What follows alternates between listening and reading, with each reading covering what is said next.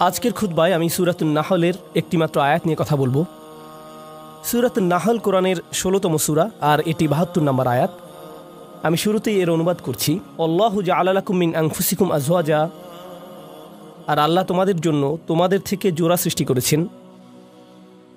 ওয়া জাআলা লাকুম মিন আজওয়াজিকুম বানিন, এবং তোমাদের যুগল হতে তোমাদের জন্য সন্তান সৃষ্টি করেছেন।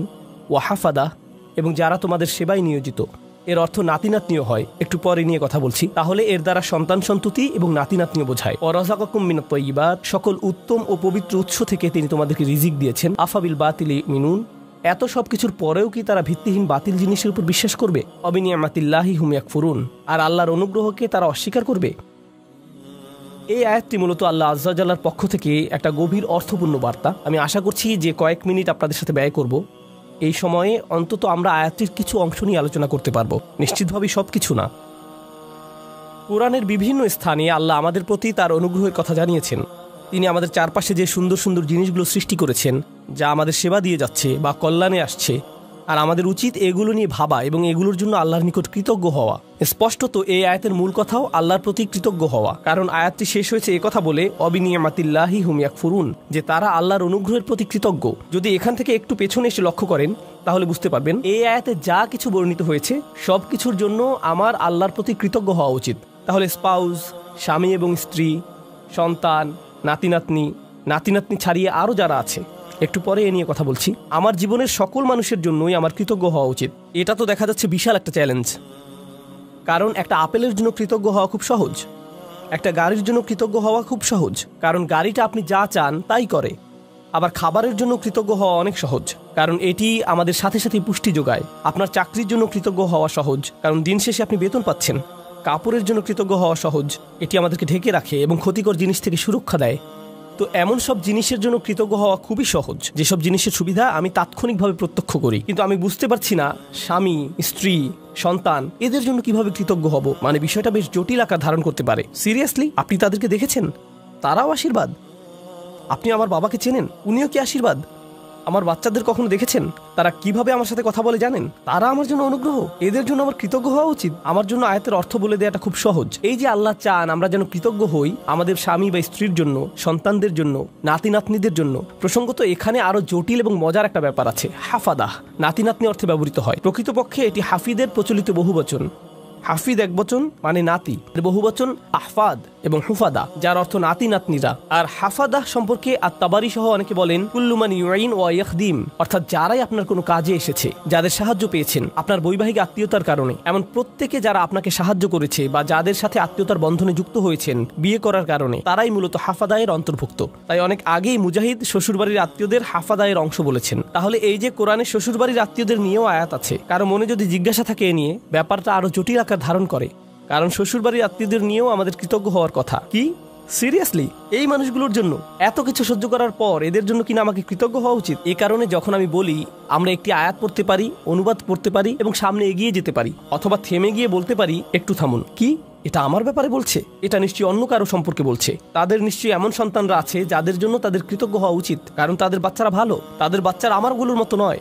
তাদের জীবনসঙ্গী নিশ্চয়ই তাদের অনেক প্রশান্তি দেয়, আমার জীবনসঙ্গী নয়। আমারগুলো কেবল আমাকে দুশ্চিন্তা এবং কষ্ট দেয় আর তর্ক করে। তাদের কাছ থেকে শুধু এটাই পাই। তারা তো আমাকে কৃতজ্ঞ হওয়ার কোনো কারণই দেয় না। ওরা সহজে কৃতজ্ঞ হতে পারে কারণ ওরা আল্লাহর নিয়ামত পেয়েছে, কিন্তু আমার পক্ষে তো এই পরিবারের জন্য কৃতজ্ঞ হওয়া সম্ভব না। আমার জীবনে তো তাদের মতো শান্তি নেই। আল্লাহ এখানে এরকম কোনো ব্যতিক্রম তৈরি করেননি। প্রসঙ্গত তোমাদের যাদের ভালো সন্তান, ভালো নাতি নাতনি, চমৎকার শ্বশুরবাড়ি এবং অসাধারণ স্ত্রী আছে, তাদের উচিত কৃতজ্ঞ হওয়া। বাকিরা অনলাইনে অভিযোগ করতে পারো আর এই নিয়ে মিম বানাতে পারো। না, এভাবে কোনো পার্থক্য করা হয়নি, এটা সবার জন্য বলা হয়েছে। আমরা যদি ব্যাপারটা নিয়ে আরেকটু গভীরভাবে চিন্তা করি, নবীদের জীবনী অধ্যয়ন করলে আমরা দেখব অনেক নবীদের স্ত্রীরাই তাদেরকে কষ্ট দিয়েছেন। যেমন নূহ আলাইহিস সালাম, লূত আলাইহিস সালাম। কিছু নবীদের সন্তানেরা তাদের কষ্ট দিয়েছেন, যেমন নূহ আলাইহিস সালাম, ইয়াকুব আলাইহিস সালাম, তাদের সন্তানেরা কষ্ট দিয়েছেন। ইব্রাহিম আলাইহিস সালাম আশঙ্কায় ছিলেন যে তার নাতিরা বা ভবিষ্যৎ প্রজন্ম শিরকে লিপ্ত হবে, আর এটাই সত্য হয়েছিল ইব্রাহিম আলাইহিস সালামের বংশধরদের নিকট থেকে। তো এগুলো সবই বাস্তবতা। আল্লাহর চাইতে বাস্তবতা সম্পর্কে বেশি কেউ জানে না, আর সেই রবই এই আয়াতের শেষে আমাদের কৃতজ্ঞতা প্রকাশ করতে বলেছেন। তাই আজকের খুতবায় প্রথমে আমি আপনাদের কাছে ধাঁধার মতো প্রায় ব্যাপারটা বর্ণনা করতে চাচ্ছি। কিভাবে আমরা এর সমাধান করব বা কিভাবে আমরা এর প্রকৃত অর্থ বুঝব? কারণ আল্লাহ আজ্জা ওয়া জাল্লা আমাদের আদেশ করছেন বা তিনি মূলত অভিযোগ করছেন যে আফালা ইয়াতাদাব্বারুনাল কুরআন আম আলা কুলুবিন আকফালুহা, তারা কি কোরআন নিয়ে গভীরভাবে চিন্তা করে না, নাকি তাদের অন্তরে নিজস্ব তালা পড়ে গেছে যে যদি আল্লাহ যা বলেছেন তা নিয়ে চিন্তা করতে অপারগতা জানাই এবং গভীরভাবে না ভাবি, তাহলে সম্ভবত আমার অন্তরে হয়তো এখনো কোনো তালা পড়ে আছে, হয়তো আমি মন দিয়ে বিষয়টা ভাবছি না, নিজের জীবনে এর বাস্তব প্রয়োগ ঘটাচ্ছি না, ফলে এর গভীর অর্থ আমি বুঝতে পারছি না। আমি দোয়া করছি আমরা তার আয়াত নিয়ে গভীরভাবে চিন্তা করার সময় তিনি যেন আমাদের সবার অন্তরের তালা খুলে দেন। এখন আসুন আমরা আবার আয়াতে ফিরে যাই, এর শেষাংশে একটু মনোযোগ দেই। তিনি বলেছেন আফা বিল বাতিলি মিনুন অবিনিয়ামাতিল্লাহি হুম ইয়াকফুরুন, তারা কি মিথ্যাই বিশ্বাস করবে? আশ্চর্যজনক একটা বাক্য, তারা কি মিথ্যাই বিশ্বাস করবে? এমন আয়াতের ক্ষেত্রে আপনি কল্পনা করতেন যদি আয়াতের শুরুটা শিরক বা মিথ্যা প্রভু নিয়ে হতো এবং বলা হতো যে তারা আল্লাহ ছাড়া অন্য কারো ইবাদত করে, এরপর তারা বাতিলে বিশ্বাস করে, এমন একটি জায়গায় আলোচনাটি যথোপযুক্ত ছিল। কিন্তু আলোচনাটি এরকম নয়। কথাটা এমন ছিল যে তিনি তোমাদের মধ্য থেকে তোমাদেরকে দিয়েছেন স্ত্রী, সন্তান, নাতি নাতনি, শ্বশুরবাড়ি, বড় পরিবার এবং যারা তোমাদের সহযোগিতা করে এসব, এবং তারপর বলা হলো এরপরও কি তারা বাতিলকে বিশ্বাস করবে? সুবহানাল্লাহ, এ কথাটা এখানে কেন? তো আরেকটা ধাঁধা, আমি একটা ধাঁধার উপর আরেকটা ধাঁধা যোগ করছি, তাই না? তারা কি মিথ্যাই বিশ্বাস করবে? এখানে মিথ্যার বিপরীত হলো সত্য, তাই না? আফাবিল বাতিলি ইউমিনুন অবিল হাক্কি হুম ইয়াকফুরুন, তারা কি মিথ্যাই বিশ্বাস করবে আর সত্যকে অস্বীকার করবে? কারণ মিথ্যার বিপরীত হলো সত্য। কিন্তু আল্লাহ সত্য শব্দটি বলেননি, বরং তিনি বলছেন আল্লাহর অনুগ্রহ। তিনি আল্লাহর অনুগ্রহ বলছেন এর পরিবর্তে। আর যদি আপনি আল্লাহর অনুগ্রহ শব্দটির বিপরীত শব্দ নেন নাকবা, তখন এর অর্থ দাঁড়াবে তারা কি কাঠিন্যতায় বিশ্বাস করবে? তারা কি এমন জিনিসের উপর ঈমান আনবে যা তাদেরকে কষ্ট দেয়, মাসায়েব? আর তারা কি আল্লাহর অনুগ্রহ অস্বীকার করবে? হয় আপনি সত্যের বিপরীতে মিথ্যা বলবেন, না হয় অনুগ্রহের বিপরীতে কষ্ট। অথচ আল্লাহ কিন্তু এভাবে বলেননি, তিনি এগুলোকে একত্রিত করেছেন। আর আয়াতের মূল অর্থ বোঝার জন্য আমরা এখান থেকেই শুরু করব। সচরাচর ভাষা ব্যবহারে আমরা কোনো শব্দের সরাসরি বিপরীত শব্দ ব্যবহার করি, দিন রাত, ভালো মন্দ, এগুলো সরাসরি বিপরীত। কিন্তু কোরআনে আল্লাহ মাঝে মাঝে একটু জটিল বিপরীত ব্যবহার করেন। তিনি এভাবে বলেন না যে এর বিপরীত বি, তিনি বিপরীত বোঝাতে এমন ভিন্ন আঙ্গিকে আমাদের চিন্তা করান যা একমাত্র তিনিই পারেন। এখানে আল্লাহ আপনাকে আমাকে শেখাচ্ছেন যে এ আয়াতে মিথ্যার বিপরীত হলো আল্লাহর অনুগ্রহ, সত্য নয়। আর আল্লাহর অনুগ্রহ মূলত সত্যের বিকল্প হিসাবে ব্যবহৃত হয়। এই ধারণাটি খুবই শক্তিশালী। সত্যের আরবি হলো হক, আবার হক এর অর্থ উদ্দেশ্যপূর্ণ। তাই হক অর্থ কেবল সত্য নয়, উদ্দেশ্যপূর্ণও হয়। যেমন আল্লাহ বলেন খালাকাস সামাওয়াতি ওয়াল আরদা বিল হক, তিনি বিশেষ উদ্দেশ্যে আকাশসমূহ এবং পৃথিবী সৃষ্টি করেছেন। এখানে উদ্দেশ্য বোঝাতে কোন শব্দটি এসেছে? সত্য, হক। সুতরাং হক শব্দের দুইটি দিক আছে। তো আসুন এই আয়াতটি এই দৃষ্টিকোণ থেকে চিন্তা করি। এই যে আমার অবাধ্য সন্তানেরা, আমার ছেলে আমার সাথে তর্ক করে, আমার মেয়ে আমার সালামের জবাব দেয় না, আমার নাতিরা আমাকে ভুলে গেছে, আমার স্ত্রী আমাকে কেবল অসম্মান করে, আর অন্যদের কাছে আমার দুর্নাম করে বেড়ায়। আল্লাহ বলছেন তিনি এই সব কিছুই দেখছেন, আর আমি দেখি সমস্যা। কিন্তু আসলে এরকম জটিল সম্পর্কের মধ্যেও একটা নিয়ামত আছে, আর সেই নিয়ামত বা কল্যাণ তাদের কাছ থেকে আসছে না। এই কল্যাণ কেবলই আল্লাহর কাছ থেকে আসে। তাদের কাছ থেকে শুধু কষ্ট আসে, কিন্তু সেই কষ্টের পেছনে যে প্রজ্ঞা, যে কল্যাণ আছে, তা শুধুমাত্র আল্লাহর পক্ষ থেকেই আসে। তাই আল্লাহ বলেননি অবিনিয়ামাতি হুম ইয়াকফুরুন, তিনি বলেছেন অবিনিয়ামাতিল্লাহি হুম ইয়াকফুরুন। তিনি নিয়ামাকে তার নিজের সাথে সম্পৃক্ত করেছেন। তিনি নিয়ামতকে যুক্ত করেননি তাদের সাথে, করেছেন নিজের সাথে।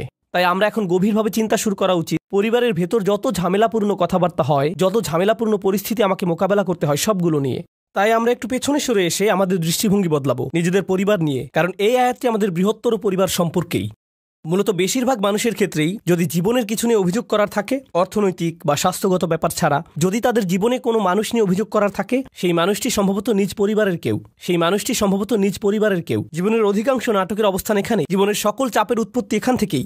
ফোন আসলে ফোনের কাছে যাবার আগেই আপনি বলে ওঠেন আল্লাহ তার কল যেন না হয়, মনোবল শক্ত করে নিচ্ছেন আগে থেকেই। অথবা কোনো বিয়েতে বা অনুষ্ঠানে গিয়ে আপনি ভালো সময় কাটাচ্ছেন, হঠাৎ আপনার স্ত্রী আপনার দিকে তাকালো বা আপনি তার দিকে তাকালেন। স্ত্রী ভাবতে লাগলো ওহো আজকে আমার খবর আছে। বাড়ি ফেরার জন্য গাড়িতে ওঠা মাত্রই তিনি বকাঝকা শুরু করবেন, পরিস্থিতি ভালো মনে হচ্ছে না। পরবর্তী ঝগড়া শুরু হওয়ার আগেই যেন দাঁতে দাঁত চেপে প্রস্তুতি নেওয়া শুরু করলেন। জানেন, সম্ভবত ব্যাপারটাকে অন্য দৃষ্টিকোণ থেকেও দেখা যায়। সম্প্রতি আমাকে একজন একটা প্রশ্ন করেছেন, আজকের আয়াতটি ভালোভাবে বোঝার জন্য এটি একটা উদাহরণ হতে পারে। মা আর মেয়ের মধ্যে ফোনে কথা হচ্ছে। মা বলছে, জানো তোমার অমুক কাজিন, আমরা তার নাম দিলাম কাজিন এ, তোমার কাজিন এ সবসময় কাজিন বি সম্পর্কে বাজে কথা বলে। তার সমস্যাটা কি? কেন সে সারাক্ষণ কাজিন বি সম্পর্কে মন্দ কথা বলে? মেয়ে বলল, এটা নিয়ে চিন্তা করো না মা, সে তার ভালো ভালো আমলগুলো তাকে দিয়ে দিচ্ছে। কারণ কারো পেছনে কটু কথা বললে আখিরাতে নিজের ভালো কাজগুলো তাকে দিয়ে দিতে হবে, তাই এ নিয়ে কোনো চিন্তাই করো না মা। মেয়েটি আমাকে জিজ্ঞেস করলো, আমি যখন এভাবে বলি, এভাবে বলা কি ঠিক? আমি এই কথোপকথনটি শোনার পর বললাম, আচ্ছা তোমরা যখন এভাবে আলোচনা করছো যে কাজিন এ এরকম খারাপ কাজ করছে, তোমরাও তো তখন গীবত করে ফেলছো, কাজটা উল্টা হয়ে গেল না? এরপর আছে আরেক সমস্যা, তুমি কি অতি সহজেই বলে ফেলছো না যে চিন্তা করো না, আমরা আখিরাতে তার কাছ থেকে নিয়ে নিব? কেউ যদি তোমার সারা জীবনের সঞ্চয় কেড়ে নিতে চায়, এখনই তোমার বাড়িতে এসে তোমার গাড়ির চাবি, ক্রেডিট কার্ডস, ব্যাংক পাসওয়ার্ড নিয়ে নেয় আর বলে বের হয়ে যাও, তখন তো বলবে না যে চিন্তা করো না, আমরা আখিরাতে নিয়ে নিব। তুমি তো এই জীবনের জিনিসগুলোই ছেড়ে দিতে পারো না, আর এত অনায়াসে তোমার কাজিনের আখিরাত ছেড়ে দিচ্ছ। কোনো সমস্যা নেই, আমরা শেষ বিচারের দিন নিয়ে নিব। হয়তো আমরা একটু পেছনে সরে এসে বলতে পারতাম, না নিশ্চয়ই এই বিরোধের কোনো কারণ আছে, আমাদের এই চ্যালেঞ্জটাকে নিয়ে একটু নিয়ামতে পরিবর্তন করে ফেলতে হবে। কারণ আল্লাহ এই সম্পর্কগুলোকে বলেছেন নিয়ামত। আমার ছেলে, আমার কাজিন, আমার পরিবার, আমার শ্বশুরবাড়ি, এগুলো কেবল আছে মানেই নিয়ামত নয়, কেবল তাদের থাকাটাই নিয়ামত নয়। স্পষ্টরূপেই এখানে শুধু তাদের বর্তমান থাকার কথাই বলা হচ্ছে না, তাদের সম্পর্কটা আমার সাথে কতগুলো অভিজ্ঞতার সমষ্টি, কতগুলো কথোপকথন এবং আদান প্রদানের সমষ্টি। কিভাবে আমি একে একটি নিয়ামতে পরিণত করব? মা কখনো জানতে চেয়েছো আমার কাজিনের এত রাগ কেন? নিশ্চয়ই কিছু ঘটেছিল।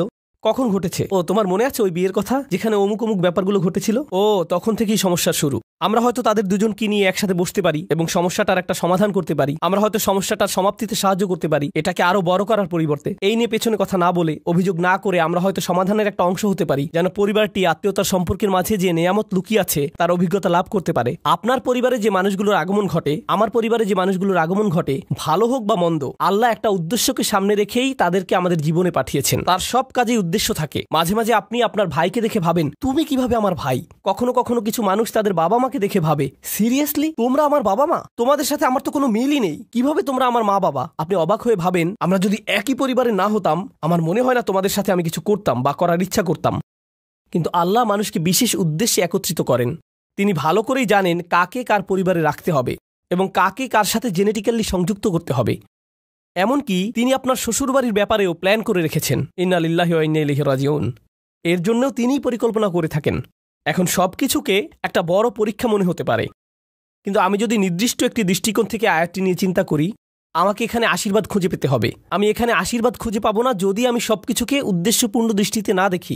সম্ভবত এই ঝগড়ার পেছনের উদ্দেশ্য আমাকে খুঁজে বের করতে হবে এবং সঠিক কাজটি করতে হবে, সঠিক কথাগুলো বলতে হবে যেন এই বিরোধের নিষ্পত্তি হয়। আল্লাহ এমন মানুষদের নিয়ে কথা বলেছেন যারা সত্যিই তাকে বিশ্বাস করে। তিনি তাদের সম্পর্কেও বলেন যারা বিপরীতে ফাসাদ তৈরি করে। তিনি বলেন, ওয়ায়াকতাউনা মা আমারাল্লাহু বিহি আন ইউসাল ওয়া ইফসিদুনা ফিল আরদ। তারা ছিন্ন করে ফেলে আল্লাহ যা অবিচ্ছিন্ন রাখার নির্দেশ দিয়েছেন।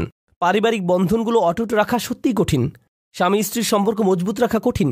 সন্তান সন্ততিদের মাঝে বন্ধন বজায় রাখা কঠিন। ভাই বোনদের মাঝে রাগারাগি তীব্র আকার ধারণ করতে পারে। পিতামাতা এবং সন্তানদের মাঝেও রাগারাগি তীব্র আকার ধারণ করতে পারে। আপনার নিজের পরিবার এবং শ্বশুরবাড়ির মাঝে মতবিরোধ প্রচণ্ড খারাপ হয়ে পড়তে পারে। ওইগুলো ছোটখাটো মতবিরোধ নয়, কিন্তু এই সকল মতবিরোধের প্রতি আমি যদি উদ্দেশ্যপূর্ণ দৃষ্টিতে তাকাই, জানেন আমি কি করব? আমি কোনো না কোনোভাবে এটাকে আশীর্বাদে পরিণত করব। আমি এই ঝগড়া সমাধানের একটা উপায় খুঁজে বের করব। আমি এই নিয়ে আলোচনা চালিয়ে যাওয়ার একটা উপায় খুঁজে বের করব। আল্লাহ আমাদের নবীদেরকে এমন সব কঠিন পরিস্থিতিতে ফেলেন, কিন্তু তবুও তারা এতে আল্লাহর নিয়ামত খুঁজে পান, কারণ তারা সব কিছুর দিকে উদ্দেশ্যপূর্ণ দৃষ্টিতে তাকান। তো এটাই আমাদের প্রথম শিক্ষা, আফাবি নিয়ামাতিল্লাহি অবিনিয়ামাতিল্লাহি হুম ইয়াকফুরুন থেকে। এই আয়াতের আরেকটা দিক আমি নিজেকে এবং আপনাদেরকে স্মরণ করিয়ে দিতে চাই। সেটা হচ্ছে আল্লাহ বলছেন, আল্লাহু জাআলা লাকুম মিন আনফুসিকুম আজওয়াজা। খুবই ভারী কিছু কথা। আল্লাহ কেবল বলেননি যে তিনি তোমাদের জন্য স্ত্রী দিয়েছেন। এটা অনেক সহজ হতো, আল্লাহু জাআলা লাকুম আজওয়াজা, আল্লাহ তোমাদের স্ত্রী দিয়েছেন, যথেষ্ট ছিল। কিন্তু না, আল্লাহু জাআলা লাকুম মিন আনফুসিকুম আজওয়াজান, আল্লাহ তোমাদের মধ্য থেকেই তোমাদের জন্য দিয়েছেন স্ত্রী, তোমাদের মধ্য থেকেই। এটা নিয়ে গভীরভাবে ভাবতে গিয়ে মুফাসসিরগণ চমৎকার কিছু কথা বলেছেন। এই আয়াতে তোমরা কারা? আপনি, আমি, আমরা মানুষ। আরবিতে মানুষকে ইনসান বলা হয়, যা উনস এবং ইস্তিনাসের সাথে সম্পর্কিত। মানে এটি মমতা, আন্তরিকতা, ভালোবাসা আর সৌজন্যতার সাথে সম্পৃক্ত। এই অনুভূতিগুলো একজন মানুষের অন্তরে প্রদান করা হয়েছে। অন্যের অনুভূতির প্রতি শ্রদ্ধাশীল হওয়া, যেমন আল্লাহ তাআলা বলছেন কারো অনুমতি ছাড়া তার ঘরে প্রবেশ না করতে। আপনার বন্ধুর বাসায় গিয়ে সোজাসুজি ভিতরে চলে যেতে পারবেন না, তাই না? হাত্তা তাস্তানিসু, যতক্ষণ না অনুভব করেন যে আপনাকে আশা করা হচ্ছে। তো রাত ৩টার সময় বন্ধুর বাসায় এটা ভেবে যাওয়া উচিত নয় যে আমি এখন গেলেও সে কিছু মনে করবে না, আমি জাস্ট হেঁটে ঢুকে যাব। না, এভাবে সোজা ঢুকে যেতে পারবেন না। আর অস্বস্তিকর সময় যাওয়া উচিত না। আপনার অন্তত এই বুঝটা থাকা দরকার যে কখন যাওয়াটা উত্তম হবে। ইনসান অর্থাৎ মানুষ শব্দটি সরাসরি যত্ন, সৌজন্যতা এগুলোর সাথে সম্পৃক্ত।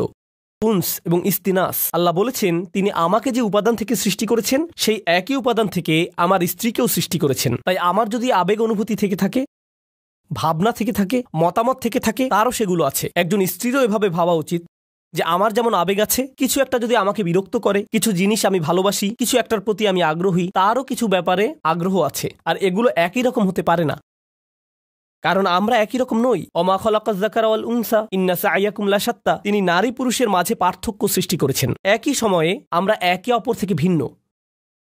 আল্লাহ বলছেন যখন মিন আনফুসিকুম আজওয়াজান, এই শব্দগুলোর মাঝে সত্যিই খুব সুন্দর একটা ইশারা রয়েছে, চমৎকার একটা ইঙ্গিত রয়েছে এই শব্দগুলোর মাঝে। যেহেতু সে আমার থেকে এসেছে, আমাকে সেই অনুভূতিটি বোঝার চেষ্টা করতে হবে। যদি সে কষ্টদায়ক কিছু বলে, কোথা থেকে এর উৎপত্তি হলো, কোন অনুভূতি থেকে এই আচরণের উৎপত্তি হলো, কোন কারণে সে এটা বলল, সে খারাপ এজন্য এটা বলেনি, সে রকচটা এই জন্য এটা বলেনি, এগুলো সহজ উত্তর, তাই না? সে অহংকারী তাই সে সব বলছে। সম্ভবত এর পেছনে যাকে আপনি অহংকারী বলছেন হয়তো তীব্র মনোবেদনা রয়েছে। আপনি আপনার মতো করে মনোকষ্টের সাথে ডিল করেন, আর সে তার মতো করে ভিন্ন একটি উপায়ে মনোকষ্টের মোকাবেলা করে। তার মনোবেদনাটা হয়তো কষ্টদায়ক শব্দের মাধ্যমে প্রকাশিত হয়, বা শব্দগুলো আপনার কাছে বেদনাদায়ক মনে হয়। যদি আমরা এই ইস্তিনাসের চর্চা করি, তাহলে আমাদের পারিবারিক সম্পর্কগুলোতে আপনি আপনার ছেলের আচরণকে অসম্মানজনক আচরণ হিসেবে দেখবেন না। আপনি দেখবেন এই অসম্মানজনক আচরণের পেছনে নিশ্চয়ই কোনো কারণ আছে যার সমাধান হওয়া জরুরি।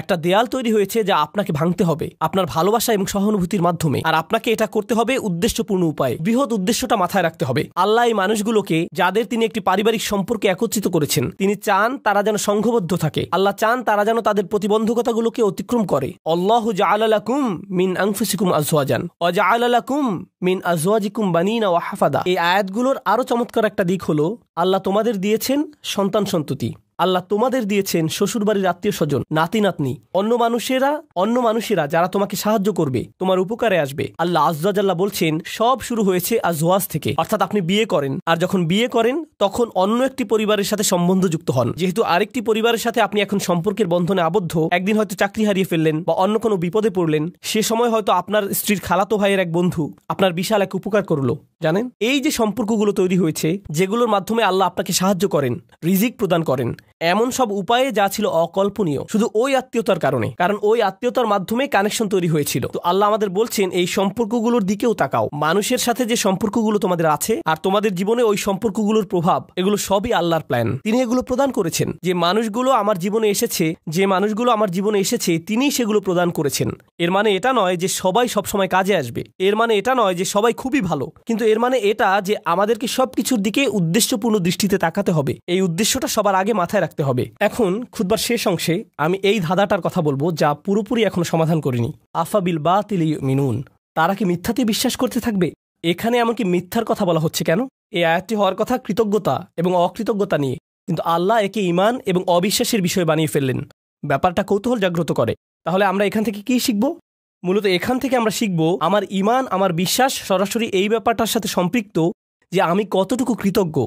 আমি যত বেশি কৃতজ্ঞ আমার ঈমান ততই মজবুত। আমি যত কম কৃতজ্ঞ আমার ঈমান ততই দুর্বল। আমি যদি অসত্য ব্যাপারগুলোর প্রতি বেশি গুরুত্ব প্রদান করি, এখানে বাতিল মানে আমি আমার পরিবারের দিকে তাকালে সমস্যা ছাড়া কিছুই দেখি না। আমি শুধু দেখি এই মানুষগুলোর কারণে আমার জীবন এতটা কঠিন, তারা এটা করেছিল, সেটা করেছিল, অমুক তমুক করেছিল। আপনার মাথায় সবসময় তাদের বিরুদ্ধে অভিযোগের তালিকা ঘুরতে থাকে, যেন আপনার মাথায় এর বসবাস সর্বদা। কল্পনায় বারবার ঝগড়ার সময়টাতে ফিরে যান। আমার এখনো মনে আছে তুমি কি কি করেছিলে, আমার এখনো মনে আছে তুমি কি বলেছিলে। তাদেরকে আপনি ওই ঘটনাগুলোর আলোকেই বিচার করেন। এখন আপনি তাদের দেখেন আপনার সমস্ত কষ্টের মূল হিসেবে। তারা এখন এতটুকুতেই সীমাবদ্ধ হয়ে গেল। এটাই হলো বাতিল। যদিও তারা আপনাকে কষ্ট দিয়েছে, এর পেছনে রয়েছে আল্লাহর নেয়ামত। আপনাকে অবশ্যই সেই নেয়ামত আবিষ্কার করতে হবে। যদি তাদেরকে আপনার জীবনের অভিসম্পাদে সীমিত করে ফেলেন, যদি তাদেরকে জঘন্য মানুষে বা কষ্ট দেয়া মানুষে সীমিত করে ফেলেন, তারা মানুষ, তারা শয়তান নয়, কেউই ফেরেশতা নয়, এবং কেউই শয়তান নয়। আল্লাহ ফেরেশতা এবং শয়তান সৃষ্টি করেছেন, তারা ভিন্ন ধরনের প্রজাতি, আমরা মানুষ। এর মানে কি জানেন? আমরা কখনো ফেরেশতার মতো ভালো কাজ করি, আবার আমরা কখনো শয়তানের মতো মন্দ কাজ করি। আমরা মানুষ, তাই কারো ভালো কিছু দেখে আপনি কখনো বলতে পারেন না এই মানুষটা শুধু ভালো কাজ করে। একইভাবে কারো মন্দ কিছু দেখে আপনি বলতে পারেন না এই মানুষটা শুধু মন্দ কাজ করে। এখন আমরা মানুষকে সীমিত করে ফেলি, বিশেষ করে আমাদের পরিবারে শুধু তাদের ভুল ত্রুটিতে সংকুচিত করে ফেলি, আর শুধু ওই ভুলগুলো দিয়ে তাদের বিচার করি। তখন আমরা একটি মিথ্যা বাতিল ভাবমূর্তি তৈরি করি তাদের সম্পর্কে। এর মাধ্যমে আমরা আসলে আল্লাহর একটা নিয়ামতকে অস্বীকার করছি। আপনি তাদের মাঝে ভালোটা লক্ষ্য করছেন না, কৃত ভুলগুলো কাটিয়ে উঠে ভালো হওয়ার সম্ভাবনাটা আপনি লক্ষ্য করছেন না। মানুষের পরিবর্তন সম্ভব, মানুষের উন্নতি সম্ভব, তাদের বিকাশ সম্ভব, কিন্তু আপনি বাতিলে বিশ্বাস করা শুরু করলেন। আর আল্লাহ এই ধরনের বাতিলের বিশ্বাসটাকে এই আয়াতে তুলে ধরেছেন। সুবহানাল্লাহ, কি অবিশ্বাস্য ছোট্ট একটি আয়াত, কিন্তু এটি পাল্টে দিয়েছে যেভাবে আমি নিজেকে দেখি, এবং এটি পাল্টে দিয়েছে যেভাবে আমি অন্যদেরকে দেখি। আমি এখন আর এই ধরনের কথাবার্তা সহ্য করতে পারি না। ও তোমার অমুক আঙ্কেল, ওনার কখনো পরিবর্তন হবে না। তোমার চাচাতো বোন, সে সবসময় এমনই থাকবে। এই মানুষগুলো আমি জানি, তুমি জানো না। আমার বাবা, ওনার ব্যাপারে আশা করে কোনো লাভ নেই, একেবারে আশাহীন। কাউকে এভাবে আশাহীন বলার আমরা কে? কারো ভবিষ্যৎ নির্ধারণ করার আমরা কে? আফাবিল বাতিল মিনুন অবিনিয়ামাতিল্লাহি হুম ইয়াকফুরুন। আল্লাহ আজ্জা জাল্লা আমাদেরকে সত্যিকারের মমতা দান করুন এবং কৃতজ্ঞতা দান করুন যে পরিবার তিনি আমাদের দান করেছেন তার জন্য। আল্লাহ আজ্জা জাল্লা আপনাকে দান করুন প্রজ্ঞা, শক্তিমত্তা এবং হেদায়েত, যেন পরিবারের ভেতরের চ্যালেঞ্জগুলো কাটিয়ে উঠতে পারেন, যেন ব্যাপারগুলো নিয়ে অর্থপূর্ণ গভীর আলোচনা করতে পারেন উদ্দেশ্যপূর্ণ উপায়ে আপনার পরিবারের সাথে। সবসময় যেন মনে রাখতে পারেন এই সকল চ্যালেঞ্জের পেছনে উদ্দেশ্য আছে। হয়তো বাহ্যিক দৃষ্টিতে কঠিন মনে হতে পারে, কিন্তু এর পিছনে আছে আল্লাহর নেয়ামত। আল্লাহ আজ্জা জাল্লা আমাদেরকে ওই নেয়ামতটা দেখার সুযোগ দান করুন এবং যেন কখনো এটা অস্বীকার না করি। আল্লাহ আমাদেরকে তাদের অন্তর্ভুক্ত না করুন যারা মিথ্যা দোষারোপ করে তাদের প্রিয়জনদের যে ভুলগুলো তারা করেছিল তার জন্য, আর আমরা তাদের উপর তা আরোপ করি, আর তাদেরকে সেটা নিয়ে চিরকাল বেঁচে থাকতে হয় আমাদের ভুল অভিযোগ আরোপ নিয়ে। এই ভুলটাই ইয়াকুব আলাইহিস সালামের সন্তানরা করেছিল। তারা তাদের বাবার উপর ভুল একটি অভিযোগ আরোপ করেছিল, ইন্না আবানা লাফি দলালিম মুবিন। আমাদের বাবা বিভ্রান্তিতে হারিয়ে গেছেন, কারণ উনি ইউসুফকে বেশি ভালোবাসেন। উনি অন্যায্য, আমাদের বাবা অন্যায্য এবং বিভ্রান্ত, এটাই আসল কথা। উনি অন্য যা কিছুই বলেন, উনি এসব বলেছেন কারণ উনি ইউসুফকে বেশি ভালোবাসেন। আমি ওনার উপদেশ শুনি না, কারণ আমি জানি উনি পক্ষপাত দুষ্ট। আমি জানি এখন যেহেতু তারা ওনাকে পক্ষপাতী হিসেবে কল্পনা করে নিয়েছে, ওনার ব্যাপারে একটি বাতিল ধারণা এঁকে নিয়েছে, একই কাজ আমরাও আমাদের পরিবারের সদস্যদের সাথে করতে পারি। আমরা তাদের শরীরে একটি বাতিল স্টিকার লাগিয়ে দিতে পারি। এখন তারা যাই বলুক এগুলোর কোনো অর্থ নেই, কারণ আমরা ইতিমধ্যে মেনে নিয়েছি তাদের সব কথা সেই একই ভুল জায়গা থেকে এসেছে। তাই আমি দোয়া করি পরস্পরের প্রতি এমন করা থেকে আল্লাহ আমাদের রক্ষা করুন এবং আমাদের পরিবারগুলোকে একত্রিত করে তুলুন। আল্লাহ আমাদেরকে সাহায্য করুন যেন কাটিয়ে উঠতে পারি এবং সুস্থ হতে পারি ওই ব্যথাগুলো থেকে যা আমরা তাদের কাছ থেকে পেয়েছি, এবং তিনি আমাদেরকে যে নিয়ামত দান করেছেন তার জন্য যেন সত্যিকার অর্থে কৃতজ্ঞ হতে পারি। বারাকাল্লাহু লি ওয়া লাকুম ফিল কুরআনিল হাকিম ওয়া নাফা'নি ওয়া ইয়্যাকুম বিল আয়াতি ওয়া যিকরিল হাকিম।